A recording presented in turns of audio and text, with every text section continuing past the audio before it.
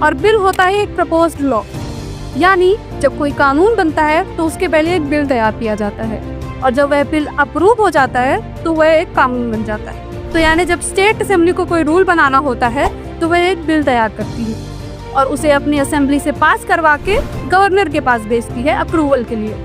तो अब गवर्नर के पास क्या ऑप्शंस होते हैं? गवर्नर के पास 4 ऑप्शन होते हैं। या तो उस बिल को लॉ बनाने की इजाज़त दे दे, या फिर उसे रोक दे यानी अपने पास रख ले, या फिर उसे वापस से असेंबली के पास सुधार करने के लिए भेज दे, या फिर वो उसे प्रेसिडेंट के पास भी अप्रूवल के लिए भेज सकता है। तो अब जब वो बिल प्रेसिडेंट के पास आता है तो प्रेसिडेंट क्या करेगा? प्रेसिडेंट के पास भी 3 ऑप्शंस होते हैं। या तो उस बिल को वो इजाज़त दे दे लॉ बनाने की यानी कानून बनाने की, या फिर उसे वापस सुधार के लिए वापस भेज दे, या फिर उसे अपने पास रोक के रख ले।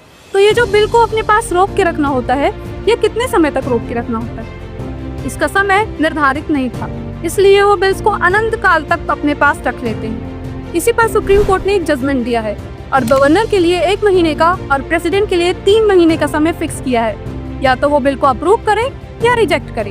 तो चलिए एक एग्जाम्पल के साथ समझते हैं। स्टेट असेंबली ने एक एजुकेशन बिल पास किया। अब गवर्नर सोच रहे हैं कि मैं इस बिल को अप्रूव करूं या प्रेसिडेंट के पास भेज दूं। तो उनके पास 1 महीने का समय है डिसाइड करने का। और अगर स्टेट असेंबली सुधार के साथ दोबारा बिल पास करती है तो गवर्नर को 1 महीने में हाँ करना ही पड़ेगा। और अगर गवर्नर ने फैसला नहीं लिया तो सुप्रीम कोर्ट के हिसाब से उसको हाँ मान लिया जाएगा।